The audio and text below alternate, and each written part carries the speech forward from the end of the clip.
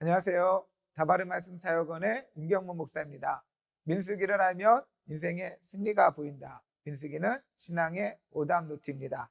오늘은 제23강 민수기 19장의 붉은 암송아지와 잿물의 이야기를 함께 나누겠습니다. 민수기 15장서부터 19장까지의 내용은 민수기 제3부인데요. 큰 덩어리로 좀 볼 필요가 있어요. 이 말씀 속에서 좀 큰 덩어리로 말씀을 읽어 나가면서 우리가 얻게 되어지는 유익함이 있죠. 15장 가나안에서 지킬 규례, 그 안에 메시지가 무엇이었습니까? 하나님께서 이스라엘을 가데스 바네아 사건으로 절망 가운데 있었던 이스라엘 가운데 가나안 땅을 약속하시는 하나님의 의지와 하나님께서 주시는 그런 소망의 말씀을 우리가 15장에서 살펴보았죠. 그러나 마치 다베라 사건처럼, 마치 마라 사건처럼 홍해를 건넌 이스라엘이 마라에서 불평하고 또 시내산에서 떠난 이스라엘이 다베라에서 불평하고 원망하였던 것처럼 가나안에서 지킬 규례를 통하여 소망을 주신 하나님의 그런 은혜에도 불구하고 고라당의 반역을 우리가 함께 살펴보았죠. 16장 이 고라당의 반역 그리고 하나님의 심판. 그러나 우리의 소망은 어디에 있습니까? 우리의 소망은 우리 안에 있는 것이 아니에요. 우리 안에 소망이 있는 것이 아니라 하나님의 긍휼과 하나님의 약속과 하나님의 자비와 하나님의 용서, 사랑에 우리의 소망이 있게 되어지죠. 그래서 17장에 아론의 쌍난 지팡이를 통하여 이스라엘 가운데 또 영적 지도자들에게 지도자의 권위를 세우시는 아론의 쌍난 지팡이, 그리고 18장에 제사장과 레위인의 직무와 분깃, 공동체를 세워나가잖아요. 하나님께서 우리들 가운데 권위를 세우시고 또 조직을 세워나가시는 어떤 행정적인 이야기도 함께 나눴어요. 하나님께서 그 직무를 명확하게 구분하시죠. 이전에 고라의 반역이라고 하는 것이 고라가 레위인으로서 자기의 그 직무를 가볍게 여기고 어떻게 보면 하나님의 직무를 탐한 거죠. 그것을 하나님의 직무를 권력으로 여겼기 때문에 그리한 것이에요. 그래서 아무튼 이와 같이 하나님께서 제사장과 레위인의 직무를 또 나누시고 또 그들의 분깃이 무엇인가라고 하는 것을 명확하게 하시죠. 이와 같이 하나님께서 우리들 가운데 권위를 주시고 양식을 주시고 더 나아가 오늘 말씀 속에서는 구속의 은총을 주시죠. 붉은 암송아지와 잿물, 그것은 예수 그리스도의 구속의 사역. 특별히 어떠한 사역입니까? 죄 사긴 그 죽음으로부터 하나님께서 우리들에게 행하시는 구속의 사역을 예표하시는 그러한 말씀이 되어진다라고 할 수 있죠. 우리가 특별히 하나님의 사심에 대해서 우리가 깊이 있게 묵상할 때 단순하게 그 사심으로 머무는 것이 아니다라고 하는 것을 우리가 알아야 돼요. 우리가 하나님 앞에 회개하잖아요. 우리가 회개하고 용서함을 받죠. 그러나 우리의 목적은 단지 죄가 용서함을 받는 거에 머무는 것이 아니에요. 용서함을 받는 것으로 넘어서 정결함을 회복하고 깨끗함을 회복하고 더 나아가 하나님을 섬김을 회복하게 되어지는 거죠. 오늘 붉은 암송아지와 잿물에 대한 말씀인데 관련되어진 그러한 성구가 히브리서 말씀에 있어요. 어떻게 보면 히브리서 말씀만 읽으면서 그 의미를 모르신 분들도 있었을 거예요. 그러나 오늘 붉은 암송아지와 잿물의 이야기를 또 읽어 나아가면서 이것이 이렇게 연결되어지는구나 라고 하는 것을 알게 되어지죠. 히브리서 9장 13절로 14절, 염소와 황소의 피와 및 암송아지의 죄를 부정한 자에게 뿌려. 암송아지의 죄, 이거 뭐 신약만 읽어서는 무슨 이야기인지 모르잖아요. 물론 염소와 황소의 피 여기까지는 알아도요, 암송아지의 죄를 부정한 자에게 뿌려 그 육체를 정결하게 하여 거룩하게 하거늘 하물며 영원하신 성령으로 말미암아 흠없는 자기를 하나님께 드린 그리스도의 피가 어찌 너희 양심을 죽은 행실에서 깨끗하게 하고 살아계신 하나님을 섬기게 하지 못하겠느냐. 히브리서 9장 13절로 14절 말씀인데요. 여기서 보면 암송아지의 그러한 죄가 무엇으로 성취됩니까? 그리스도의 피로 성취되어지는 거죠. 그리고 그 그리스도의 피가 어떠한 역할을 하느냐가 죽은 행실에서 깨끗하게 하고 깨끗하게 정결하게. 그래서 우리의 죄를 용서함 받고 사함 받는 것으로 머무는 것이 아니라 하나님께서 우리에게 정결함, 정결함을 깨끗함을 회복하게 하시고 더 나아가 하나님을 섬기게 한다라고 하는 것입니다. 그래서 우리의 목적이에요. 단순하게 죄만 용서함 받는 것이 아니라 정결함과 그 깨끗함을 회복하고 하나님을 섬김까지 우리가 나아가야 되겠다라고 하는 거죠. 특별히 붉은 암송아지와 잿물이 주시는 아주 중요한 메시지가 있습니다. 아주 중요한 메시지고 민수기 안에서 아주 중요하게 다루는 그런 메시지죠. 그것은 이 잿물을 만드는 과정에 제사장뿐만 아니라 평신도가 동참하고 더욱이 이 실행에 있어서 평신도에 의해서 일반 사람들에 의해서 이루어진다라고 하는 거예요. 이것은 구약에 의하면 굉장히 파격적인 일이죠.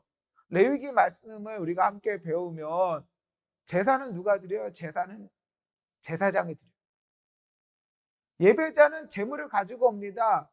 그래서 가죽을 벗기죠. 각을 뜨죠. 정강이와 내장을 씻습니다. 이러한 일들은 누가 합니까? 이러한 일들은 예배자가 해요. 그러나 예배자가 제사장은 아니에요. 예배자의 역할과 제사장의 역할이 명확하게 구분되어지죠. 그러한 메시지들을, 그러한 의미를 우리가 안다면 구약에 있어서 제사장이 아니라 평신도에 의해서 이루어진다. 제사적인 행위가 평신도에 의해서 이루어진다라고 하는 것은 엄청난 그러한 의미와 메시지를 가지고 있죠. 민수기 말씀의 특징입니다. 평신도를 세우는 그러한 말씀이 계속적으로 이어지죠. 6장의 나시린의 서원, 대제사장급입니다. 나시린의 서원. 또 15장의 그 옷단의 술과 청색근에 대한 메시지 우리가 함께 나누었어요. 또 붉은 암송아지의 잿물의 실행을 통하여서 우리가 이러한 메시지들을 들을 수 있죠. 이를 통하여 교회가 해야 될 일 중에 하나가 성도들을, 또 평신도들을 세우는 것이 또 교회의 사역의 아주 중요한 부분이다라고 하는 것을 우리가 알게 되어집니다.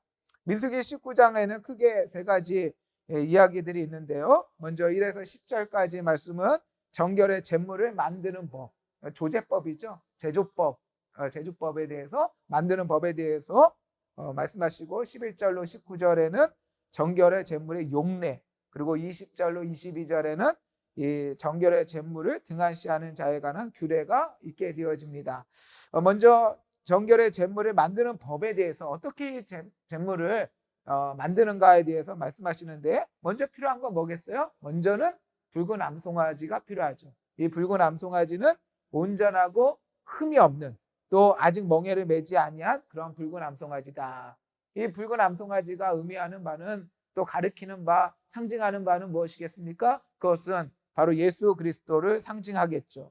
죄가 없고 순결하시고 세속에 그러한 때가 묻지 아니한 그러한 예수 그리스도의 모습을 보여줍니다. 특별히 이 붉은 암송아지가 제사장 엘르아살 앞과 진영 밖에서 도살되어진다. 제사장 엘르아살 앞과 진영 밖에서 도살되어짐은 신약적인 의미로 영문 밖에서 죽임을 당하신 예수 그리스도의 모습을 그대로 보여주는 거죠. 예수 그리스도의 모습을 보여줍니다. 여기에 대한 관련 구절도 한번 말씀 나누겠습니다. 히브리서 13장 11절로 13절. 이는 죄를 위한 짐승의 피는 대제사장이 가지고 성소에 들어가고 그 육체는 영문 밖에서 불사름이라. 그 육체는 영문 밖에서 불사름이라. 붉은 암송아지의 그러한 모습과 같이 가죠. 그러므로 예수도 자기 피로써 백성을 거룩하게 하려고 성문 밖에서 고난을 받으셨느니라. 그런즉 우리도 그의 치욕을 짊어지고 영문 밖으로 그에게 나아가자. 그래서 어떠한 교회는 영문 밖 교회, 그런 교회도 있는데 이러한 말씀에서 가지고 온 것이죠. 제사장 엘르아살은 손가락에 그 피를 찍고 그 피를 회막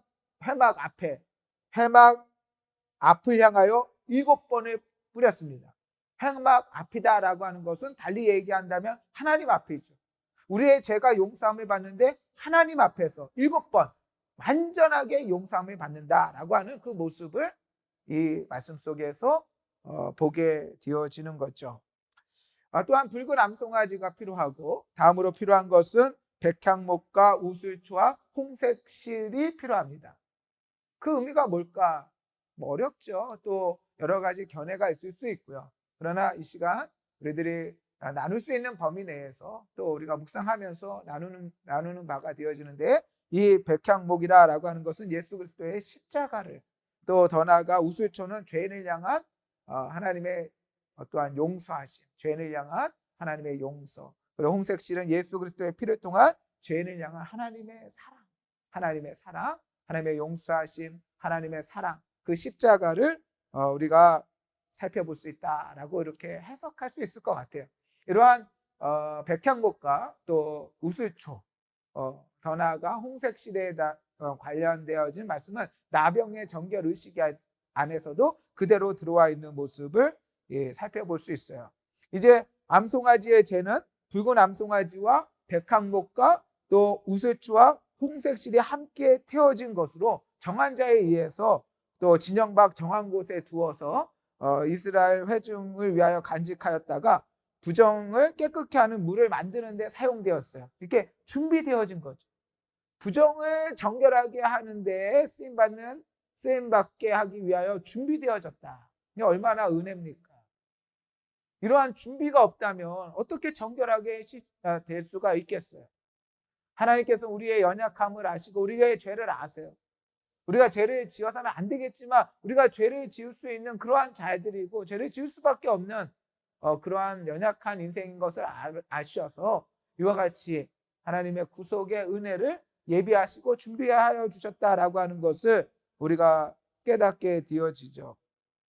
이제 우리가 살피고 또 고백해야 되는 것은 정결하게 하는데, 특별히 시체를 정결하게 하는 제물, 또 시체에 대한 이야기를 하고 있는데, 이 시체라고 하는 것을 통하여 우리는 이 단순하게 이 죽음을 그냥 자연적인 죽음이 아니라 성경이 우리들 가운데 말하는 죽음은요, 자연적인 죽음이 아니에요. 죄의 사고로서의 죽음이에요. 죄의 사고로서의 죽음에 대한 하나님의 대속의 십자가의 그리스도의 피로 인한 대속의 은혜를 우리들 가운데 보여주신다라고 하는 것을 우리가 주목해 봐야 됩니다. 이제 이 제물이 뿌려지는데 언제 뿌려지냐면요, 3일에 뿌려지고요, 7일에 뿌려집니다. 3일에 7일에 정결하게 하시는데 하나님의 뜻은 그냥 쫙 뿌려서 부정하게 되었을 때 확 뿌려가지고 한 번에 그냥 깨끗게 되어지는 것이 아니라, 말씀해 보니까 이 제물이 3일에 뿌려지고 7일에 뿌려진다라고 하는 것은 우리들 가운데 중요한 의미를 가르쳐 주는 것이에요. 3일에 뿌려지는 그러한 제물은 율법적인 기능을 합니다. 우리의 죄를 고백하게 하죠. 우리의 죄를 알게 합니다. 우리의 죄를 깨닫게 하는 그런 기능이 3일에 뿌려지는 그러한 제물을 통하여 우리가 알게 되어지는 것이에요. 다음으로 7일에 뿌려지는 이 제물은 우리에게 정결함을 선언하시고 선포하시는 거죠. 우리의 죄에 대한 두 가지가 있어야 돼요. 첫 번째로는 참회가 있어야 되고, 그 다음에는 하나님의 구원과 은혜가 있어야 되는 거죠. 회개가 없고 참회가 없는, 깨달음이 없는 하나님의 용서, 그것은 성경적인 가르침이 아니에요. 우리의 죄에 대한 고백, 그 고백 안에는 참회의 마음이 있죠. 깨달음이 있죠. 고백이 있죠. 그리고 그 위에 하나님의 구속의 은혜가 이루어진다라고 하는 것을 우리가 꼭 기억해야 됩니다. 14절로 19절 말씀해 보니까 여러 형태의 죽음으로 인한 부정과 그 교훈을 우리 가운데 들려주고 있는데, 장막에서 사람이 죽었을 때 그 시체와 직접적으로 접촉하지 아니하였다라고 할지라도 사람이 어떻게 부정하게 되어지는가?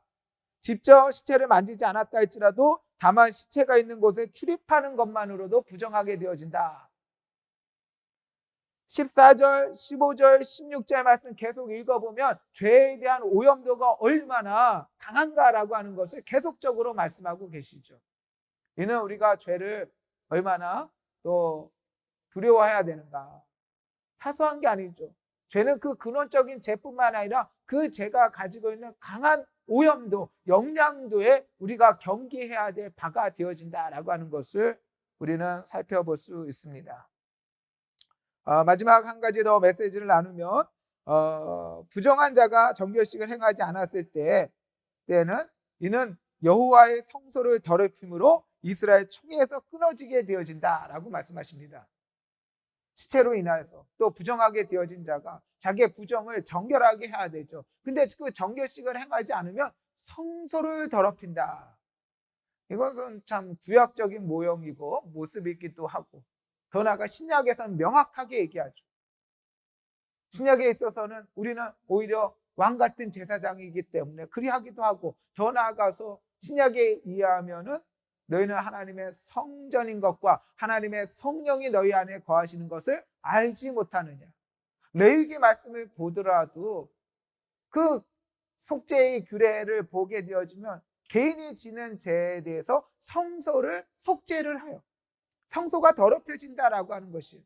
개인이 더럽혀지는 것은 개인이 더럽혀지는 것으로 끝나는 것이 아니라, 다만 개인이 더럽혀지는 것이 아니라 성전이 더럽혀지고 성소를 속죄하는 규례가 레위기 말씀을 통하여 보게 되어지죠. 그리고 오늘 말씀 속에서도 부정한 자가 정결식을 행하지 않았을 때는 성소를 더럽힌다.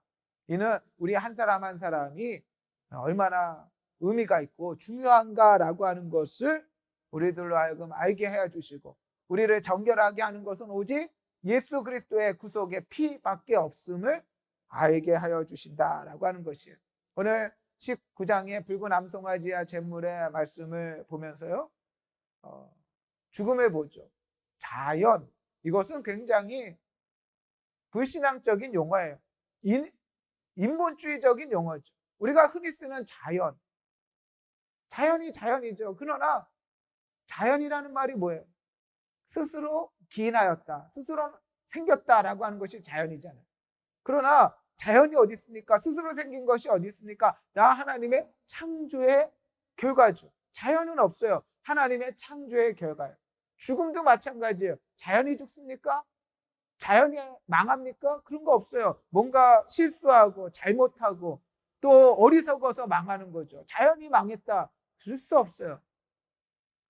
죽음도 자연이 죽는 것이 아니에요. 성경은 죄의 사고로서의 죽음에 대해서 가르칩니다. 이제 죄의 사고로서의 죽음으로부터 우리를 정결하게 하시는 것은 오직 예수 그리스도의 피다라고 하는 것을 알게 해주죠. 이와 같은 복음적인 메시지는 구약의 구석구석까지 우리들 가운데 가르쳐주고 있고, 그러한 많은 메시지 중에 하나가 바로 붉은 암송아지의 잿물의 메시지를 통하여 우리들 가운데 가르쳐 주십니다.